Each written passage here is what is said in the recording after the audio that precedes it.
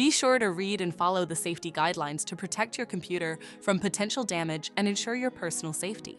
For more information about safety guidelines, see the owner's manual at dell.com/support. Before you begin, turn off the computer and disconnect all the attached peripherals. To remove the memory module, identify and remove the 6 screws on the base cover.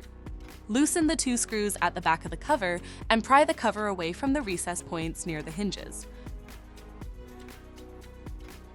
Find and unplug the battery cable. Identify and unlatch the memory module.